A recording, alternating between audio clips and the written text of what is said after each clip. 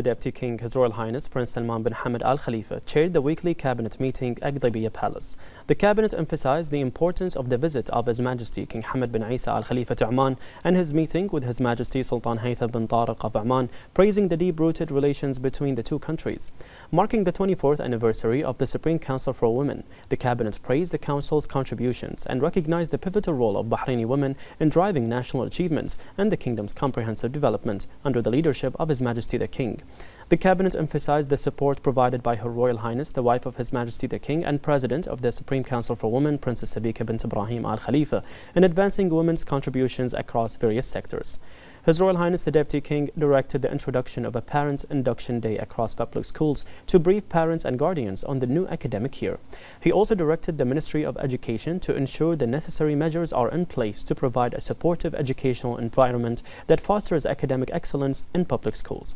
The Cabinet commended the success of the 14th edition of Youth City 2030 and the strong participation of Bahraini youth. It emphasized the significance of initiatives led by the representative of His Majesty the King for Humanitarian Work and Youth Affairs, His Highness Sheikh Nasser bin Hamad Al Khalifa, in fostering innovation and excellence among Bahraini youth. The Cabinet also extended its gratitude to the organizers of Youth City for creating an environment that supports youth development, noting a report submitted by the Minister of Youth Affairs.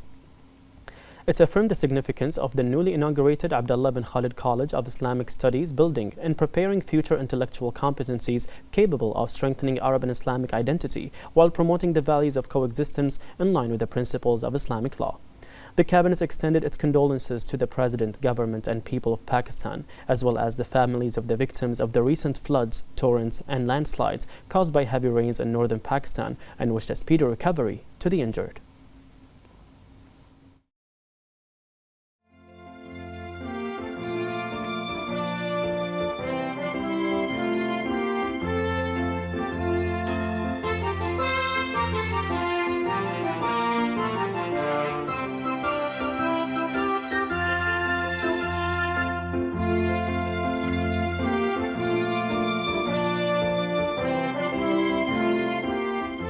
The Cabinet then approved the following: a memorandum submitted by the Ministerial Committee for ICT regarding procedures related to the design of the websites for government agencies, a memorandum submitted by the Minister of Interior regarding the classification of certain organizations and individuals as terrorist entities, a memorandum submitted by the Ministerial Committee for Legal and Legislative Affairs regarding the proposed amendment to the text of Articles 1 and 2 of the Agreement establishing the Arab Authority for Agricultural Investment and Development, a memorandum submitted by the Ministerial Committee for Legal and Legislative Affairs regarding the MOU between the Ministry of Municipalities Affairs and Agriculture and the GCC Accreditation Center in Saudi Arabia regarding the supervision of halal products,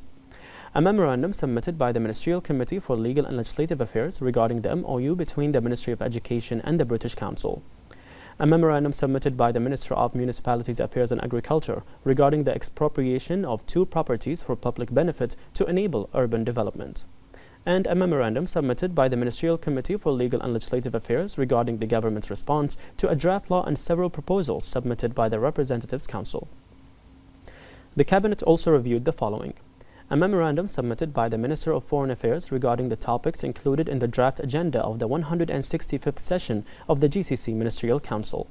and a memorandum submitted by the Minister of Cabinet Affairs regarding the performance of government agencies in the Sijillat, Tawasul and Binayat systems for January to July 2025 compared to the same period last year. The memorandum showed improved efficiency and productivity, strengthening government services delivery and supporting business and investment activities in Bahrain.